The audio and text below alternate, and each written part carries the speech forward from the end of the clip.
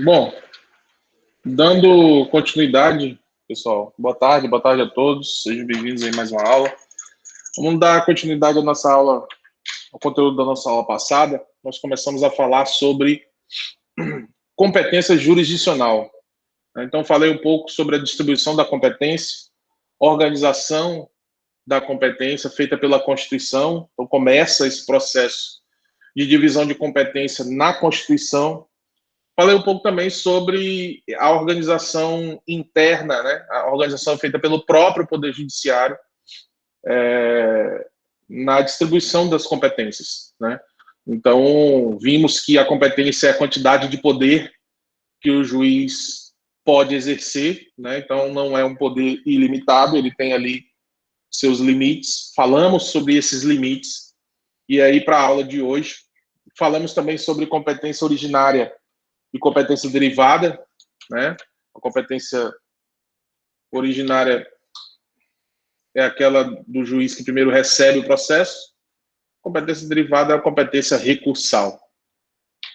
Vimos também as exceções, casos em que o juiz de primeira instância tem competência derivada, casos de embargo de declaração, assim como vimos as exceções em relação ao Tribunal de Justiça tendo competência originária. Os tribunais como um todo, né, tendo competência originária, como é o caso das situações em que envolve o chamado foro por prerrogativa de função. Falamos também que não é foro privilegiado, né, é foro por prerrogativa, tá? Então, a mídia erroneamente chama de foro privilegiado, certo? Então, para a aula de hoje, nós vamos começar a falar sobre um instituto muito importante no estudo das competências, né? Um instituto que faz muito sentido, né? Que é a chamada translatio judici. Translatio judici, né? O translado do processo, né? É um instituto importante na busca pela preservação de determinados atos praticados pelo juiz incompetente. Então, vejam só, nós vimos que competência é a competência jurisdicional. Então, o juiz, ele é investido de uma quantidade de poder certa e determinada, seja pela Constituição, seja pelo próprio Poder Judiciário local, pelo Tribunal de Justiça, pelas resoluções, enfim, criações de varas especializadas, e aí o juiz titular daquela vara, ele tem aquela quantidade de poder pré-determinado, tá? Então, seria essa competência jurisdicional. Nós vimos algumas normas, né, as normas fundamentais da competência, dentre elas, a própria regra, na verdade, né, norma-regra da competência, que é a capacidade que o juiz tem, né, a competência de reconhecer e de analisar sua própria competência jurisdicional. Então, um juiz incompetente, quando eu falo de juiz incompetente, é aquele que não detém aquele poder determinado ali, ele pode se declarar incompetente, né? Então, por exemplo, assim, falando de uma forma bem simples, tá? Uma ação civil chega para a Justiça do Trabalho, o juiz do trabalho vai se declarar incompetente. Só que aí é que entra o translatio judici. O que vai acontecer quando o juiz se declarar incompetente? É esse o ponto da nossa aula de hoje.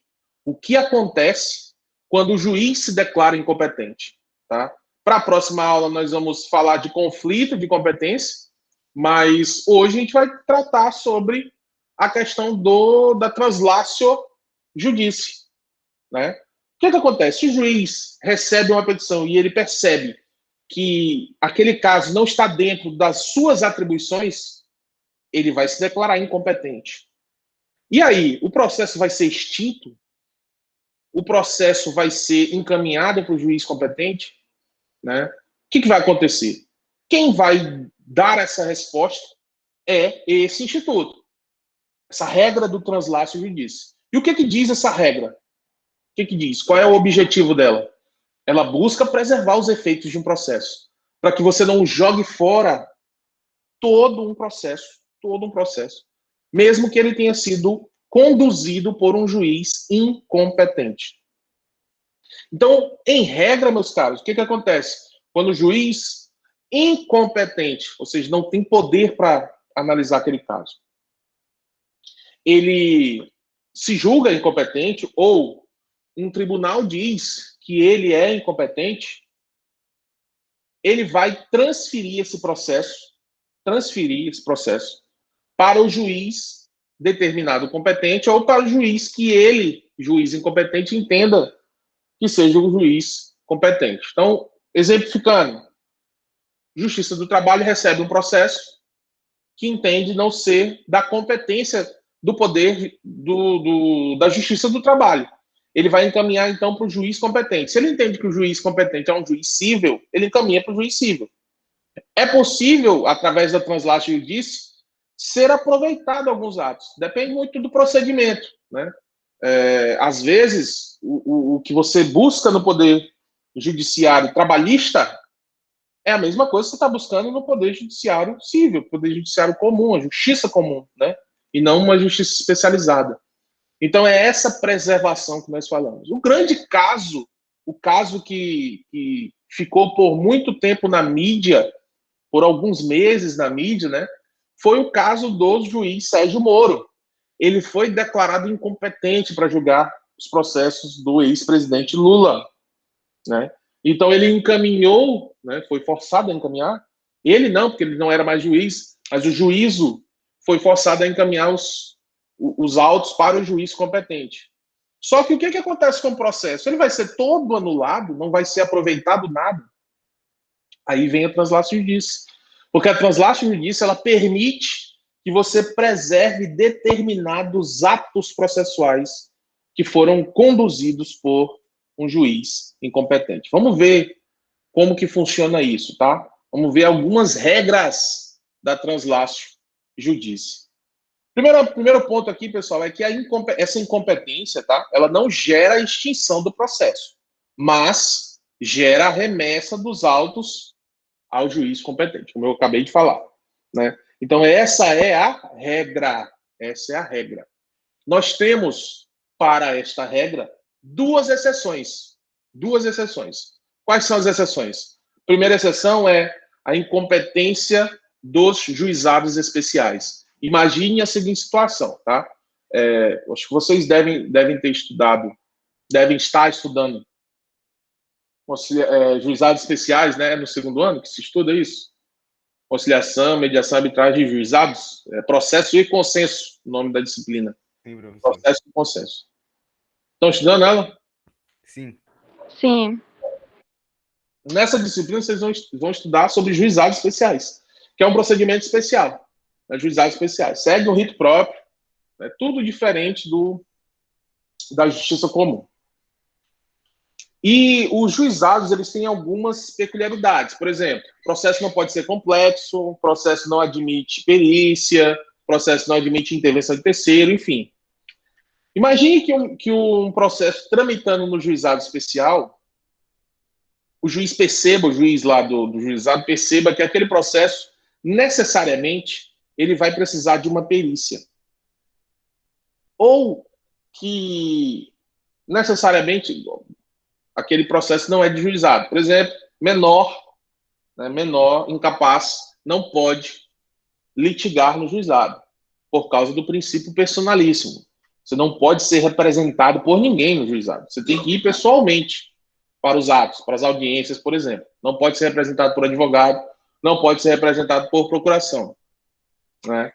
E, assim como o menor não pode litigar. Se o juiz do juizado percebe essa incompetência do próprio juizado para julgar, porque não está dentro das regras do juizado, ele não vai fazer a remessa dos autos para a vara civil. Não vai. Ele vai extinguir o processo sem resolução do mérito. Então é a primeira exceção. Professor, por que ele vai fazer isso? Porque a lei diz. A lei 9.099 fala.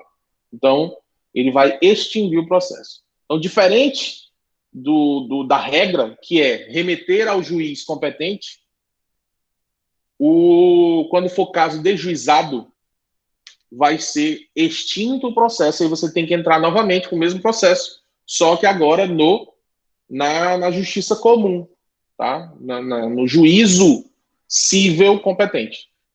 A segunda exceção para essa regra da translatio judice, que impede a extinção do processo e faz com que tenha remessa, a segunda exceção é os casos de incompetência internacional.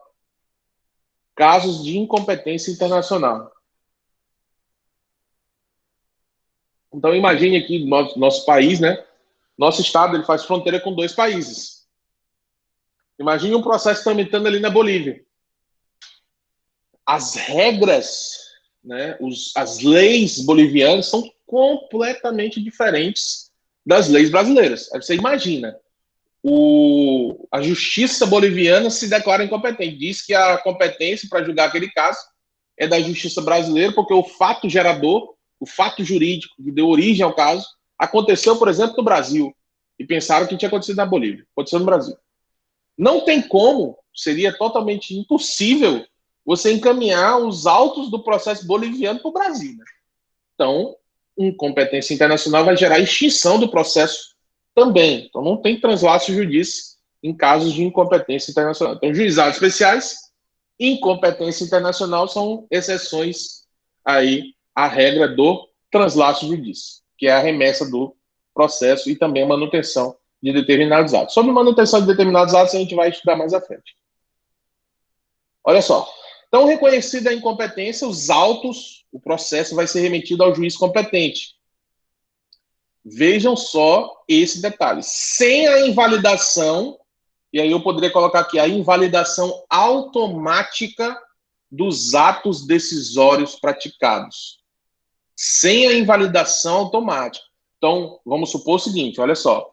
Você teve uma petição inicial, você teve uma decisão liminar, você teve uma contestação, vamos imaginar que você teve uma decisão ali no meio do processo, vamos imaginar até que você teve uma sentença. Vamos imaginar até que você teve uma sentença.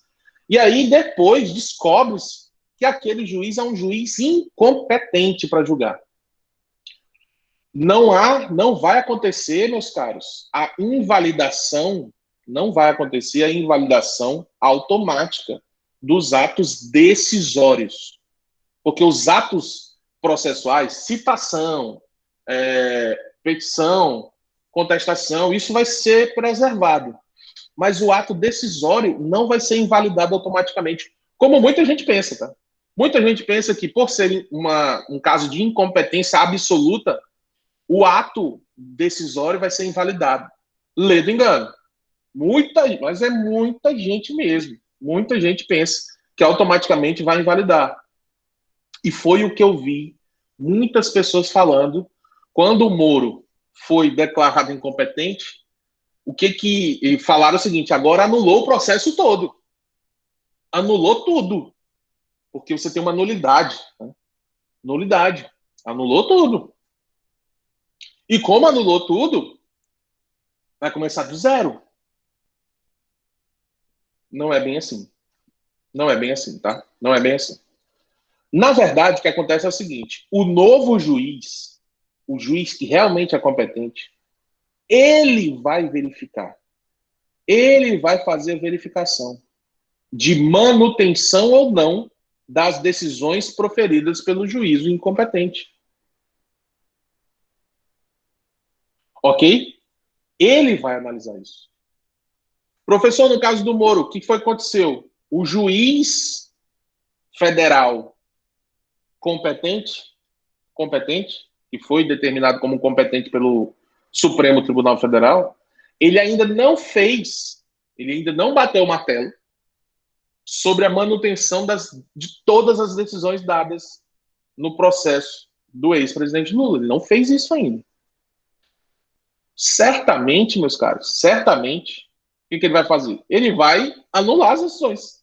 Ele vai dizer que as decisões não podem ser aproveitadas. Por quê? Porque isso envolve, mais do que o jurídico, um caráter político. Um juiz ele não vai ter o saco grande para manter as decisões. Não vai fazer isso. sobretudo pelo que aconteceu pelos vazamentos, né, das conversas. Mas aqui eu não estou falando de suspeição, estou falando de incompetência.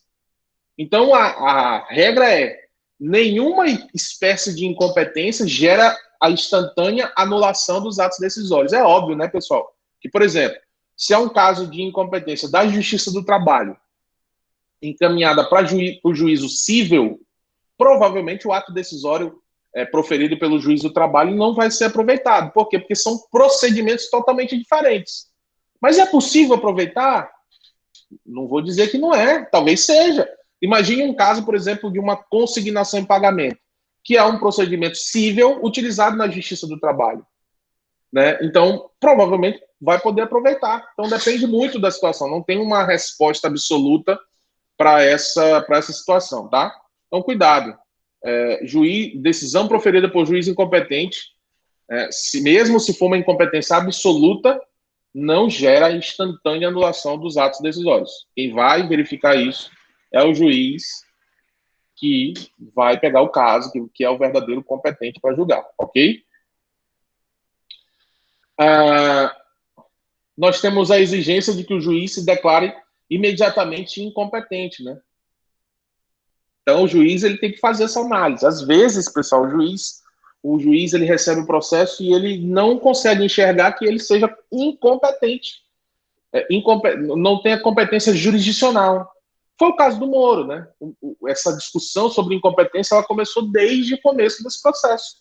E sempre que o Moro se manifestou, ele disse: eu sou competente. Eu tenho competência jurisdicional para julgar. Então ele sempre se manifestou, né? E aí quando dois juízes acham que são competentes ou dois juízes acham que são incompetentes, você tem um conflito de competência, que vai ser tema aí das próximas aulas, tá? Mas, em regra, o juiz, quando ele percebe que ele é incompetente, ele tem que se declarar imediatamente. Tem um caso muito, muito interessante que aconteceu, né, que inclusive o juiz, na época, me chamou, eu estava advogando para uma pessoa, e essa pessoa ela tinha uma profissão chamada de... ele era representante comercial. Ele era representante comercial. E aí nós ajuizamos uma ação cível. Por quê? Porque representante comercial ele gera uma relação contratual, não é uma relação de emprego. Beleza, ajuizei a ação para fazer uma cobrança, né, de valores que o réu estava devendo para ele. Beleza, passou 2 anos de processo, audiência, enfim, toda a tramitação. E aí o processo foi concluído para a sentença, para o juiz analisar, né, e fazer a sentença daquele caso específico, que era um caso de representante comercial. E eu lembro bem que quando o juiz foi, depois de 2 anos de processo, quando o juiz foi dar a sentença do representante comercial, ele identificou os requisitos da relação de emprego no processo. Ele disse: não, esse cara não era representante comercial dessa empresa. Ele era um empregado travestido de representante comercial. E aí ele se declarou incompetente. Mandou o processo para a Justiça do Trabalho. Eu lembro que eu trabalhei nesse processo, né, ainda enquanto estagiário, mas eu lembro que foi uma confusão. Num primeiro momento, a gente ficou puto, né? Eu fiquei puto. Porra, trabalho doido. E agora, o que vai acontecer? Porra, fudeu. O incompetente vai começar tudo de novo. Foi aí que eu conheci, né? Chegou na Justiça do Trabalho. O que o juiz do trabalho fez? Eu até acompanhei o advogado para fazer o despacho com o juiz. E aí o que o juiz falou? Olha, vou utilizar o translaço judice, que quase ninguém utilizava. Nunca nem tinha ouvido falar na época, de 2012. Nunca nem tinha ouvido falar nisso. Vou utilizar o translaço judice, vou preservar os atos, as decisões interlocutórias e vou dar a sentença em cima daquilo que foi produzido. Não tem problema não. A gente vai só adequar aqui uma coisa ou outra, mas eu vou reconhecer que são coisas, na época, se reconhecia de ofício, né? As verbas trabalhistas, não precisava pedir especificamente, FGTS, essas coisas, você não precisava pedir. O juiz reconhecia de ofício, né? Ele dava sentença, era permitida a sentença extra petita, que é uma sentença que está fora daquilo que foi pedido. Então, isso era muito comum da Justiça do Trabalho. Então, você não precisava pedir hora extra, não precisava pedir FGTS, não precisava pedir nada. O juiz dava de ofício. Agora mudou as coisas, né? Deu uma moralizada, porque era uma bagunça a Justiça do Trabalho. Tanto é que, se vocês pararem para ver, né, muita gente das antigas tira onda com o advogado trabalhista, né? Tira onda mesmo. O advogado trabalhista é aquele pé rapado. Por quê? Porque ele não precisa nem saber o direito. Porque o juiz advoga para ele, sobretudo o advogado do empregado, né? Se veste mal e tudo mais. Tem essas brincadeiras, mas são coisas antigas, tá? Coisas antigas. Por quê? Porque ele não precisava ser inteligente, ele não precisava ser um bom advogado. Ele ia lá e ganhava a ação sem trabalhar. O juiz fazia o trabalho dele. Aí veio as reformas, vieram as reformas, e deu uma moralizada aí no procedimento da Justiça do Trabalho, tá?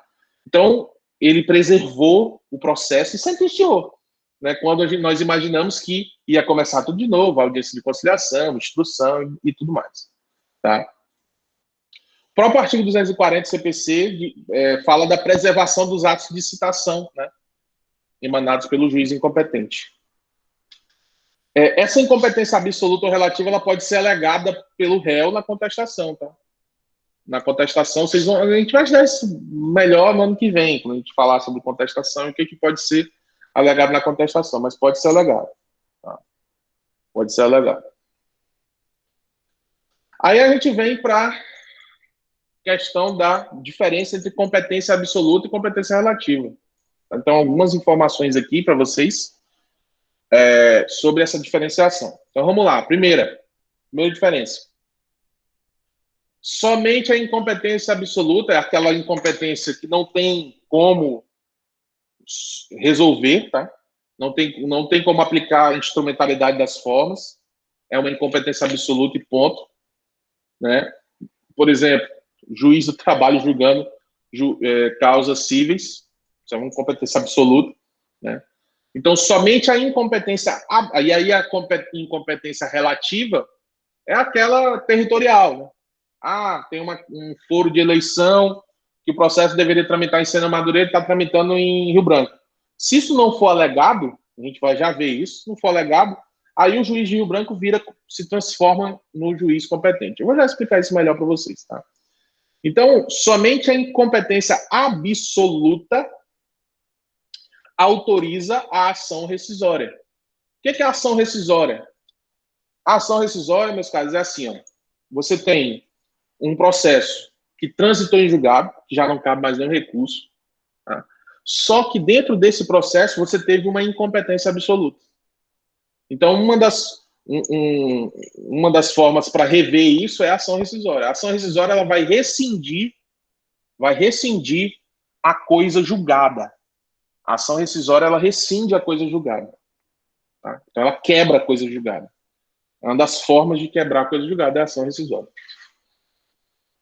Outra aqui, importantíssima, tá? Importantíssima. Somente a incompetência absoluta pode ser reconhecida de ofício pelo juiz. O que é algo reconhecido de ofício? É aquilo que o juiz pode decidir sem ser provocado, sem ter sido provocado por uma das partes. Então, quando ele percebe que ele é incompetente, né, juiz da vara criminal pegando um processo civil por erro, ele se julga incompetente para julgar aquele processo, tá? Só a incompetência absoluta. Então, por exemplo, o juiz não pode conhecer de ofício incompetência relativa. Então, você tem, por exemplo, estamos discutindo um contrato. Nesse contrato fala assim: qualquer problema relacionado a esse contrato, o juiz competente será o juiz de Brasileia. E aí eu pego e ajuizo o processo em Rio Branco. O juiz de Rio Branco vai ver essa cláusula, mas ele não vai poder se manifestar, ele não vai poder falar nada. Às vezes o juiz fica, porra, olha a cláusula aqui, eu sou incompetente, só que essa incompetência é relativa. Será que o réu não vai alegar isso? Será que o réu não vai alegar? E aí, quando o réu não alega,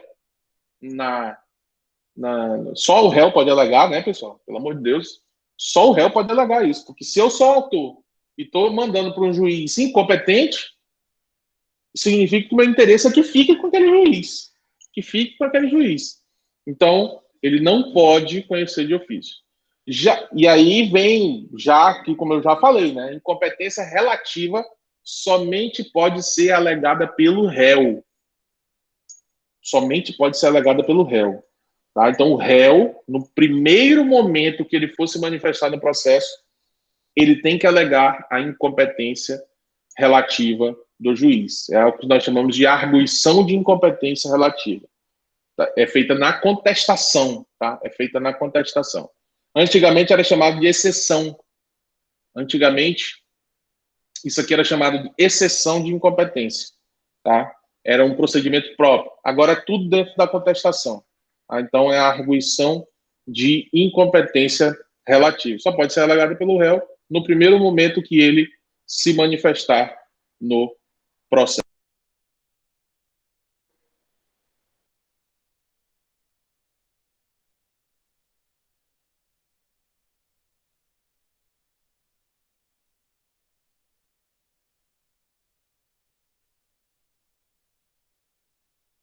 Professor, eu não sei se é só aqui para mim, mas o senhor tá mutado. Não, foi sem querer aqui, foi sem querer.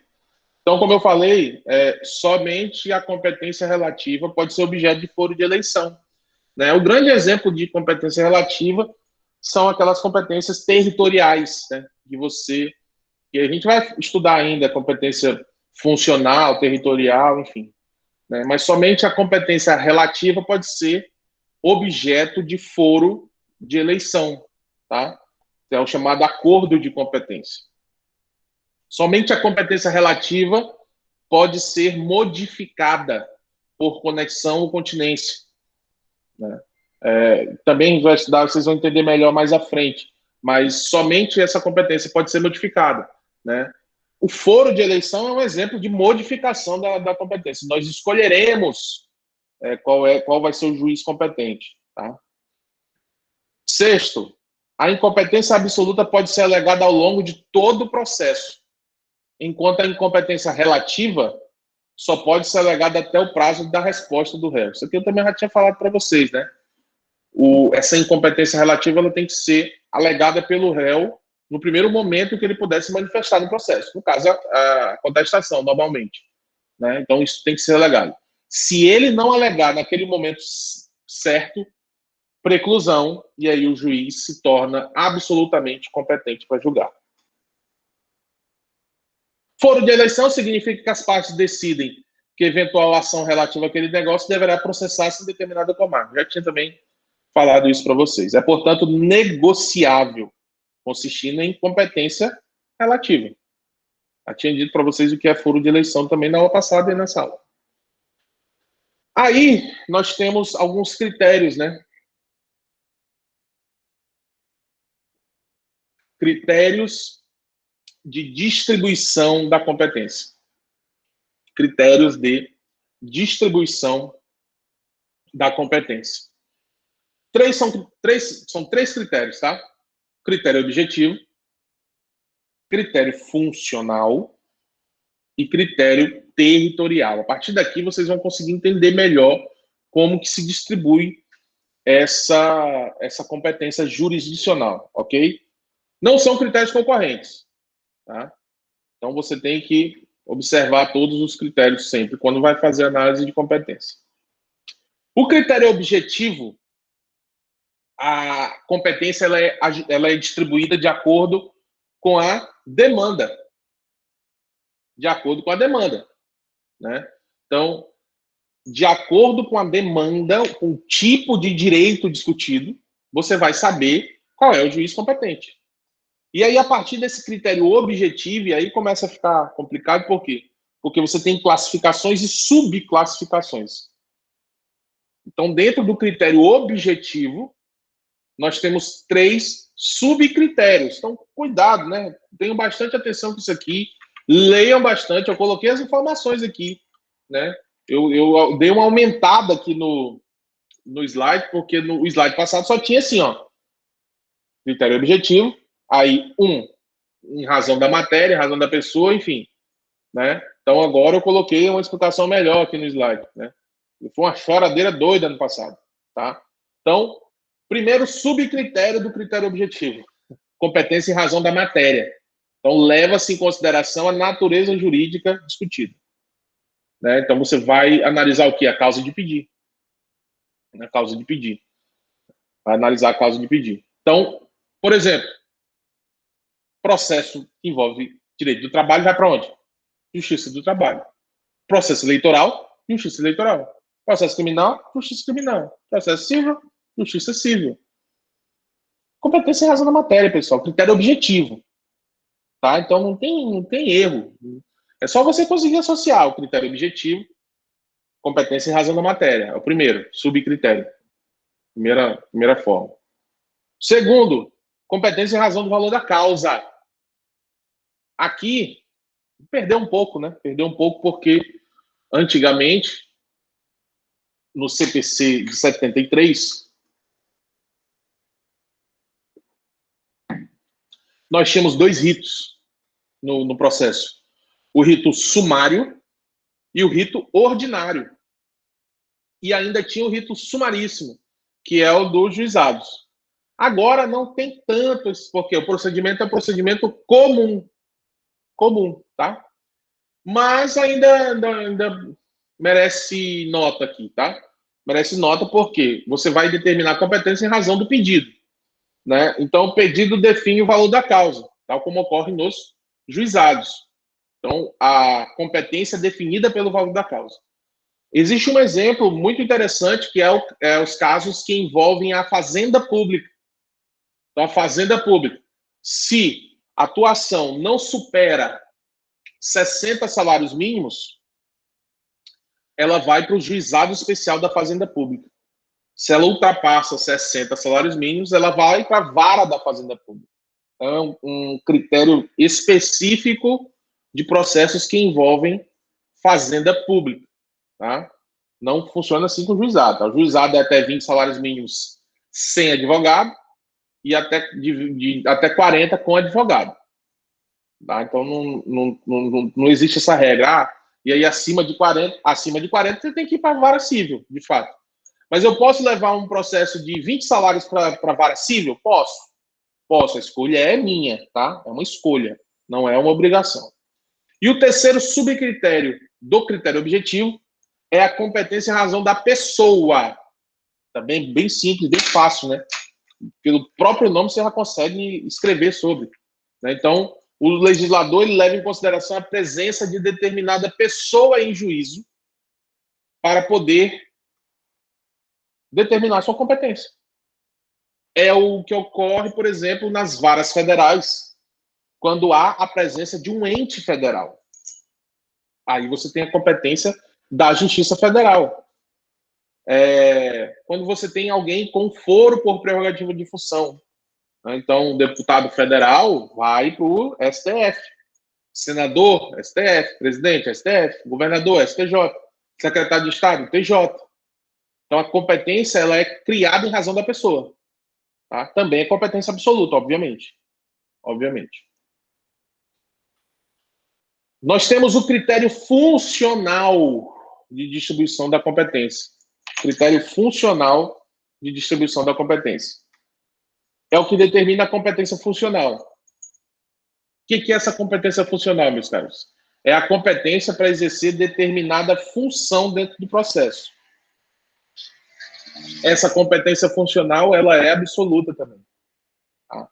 Então, nós temos que analisar essa competência funcional por duas perspectivas. Nós temos a competência funcional vertical, que você tem a visualização da distribuição das instâncias. Então, primeira instância, segunda instância, instâncias superiores. E isso é vertical. Por isso vertical, né, pessoal? Vertical é assim, ó. Para quem não sabe, né, pelo amor de Deus, Jesus, ó, vertical é assim, horizontal é assim, tá? E tem gente realmente que não sabe. Eu não sabia até pouco tempo atrás. Alguns anos atrás eu não sabia o que era a diferença entre vertical e horizontal. Ficava sempre me confundindo. Então, vertical é assim. Então, por isso, primeira instância, segunda instância, instâncias superiores. Você tem um critério funcional de distribuição, critério vertical. E o horizontal. Horizontal. A distribuição de competência se dá na mesma instância. Então, visualizem, por exemplo, o Tribunal de Justiça. Nós temos algumas leis não, algumas normas que determinam a competência na mesma instância. Por exemplo, num tribunal, somente o pleno pode dizer que uma lei é inconstitucional. Então, no Supremo Tribunal Federal, por exemplo, será que as turmas do Supremo, compostas por 5 ministros, primeira turma, segunda turma, ou a turminha, né, com 3 ministros, será que pode eles declararem inconstitucional? Resposta não. Só o pleno. Somente o pleno pode declarar uma lei, a pleno do Supremo Tribunal Federal pode declarar uma lei inconstitucional, tá? Em controle abstrato de constitucionalidade, obviamente.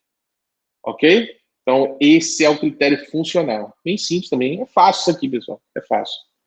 É fácil.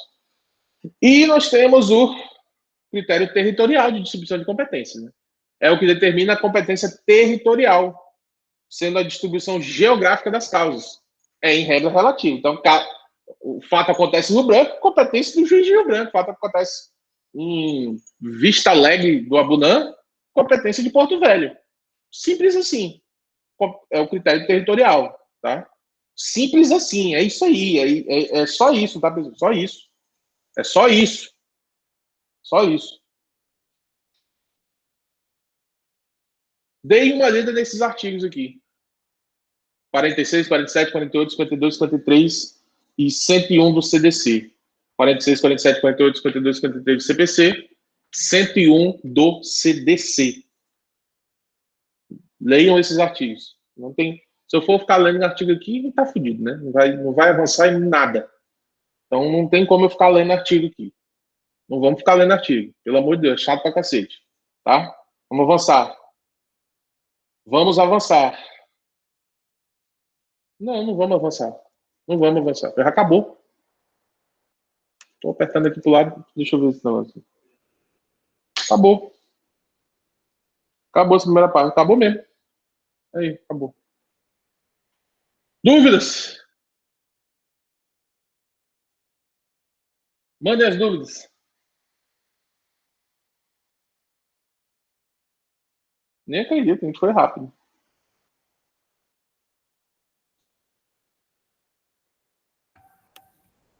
Professor, é mais para saber se o senhor vai disponibilizar esse material, porque é muita coisa, né? Fica ruim de anotar na aula. Tá. Para isso agora. Só um momento.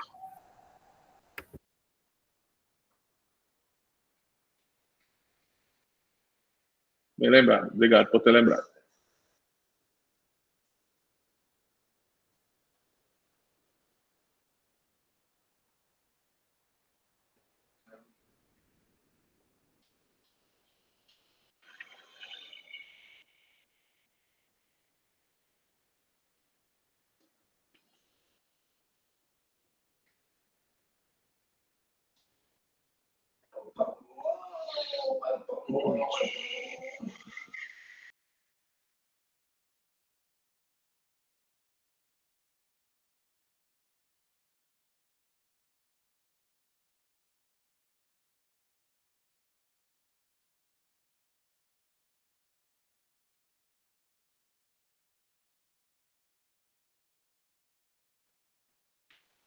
Tá no Classroom já, tá? Acabei de colocar. Deixa eu parar a gravação aqui também.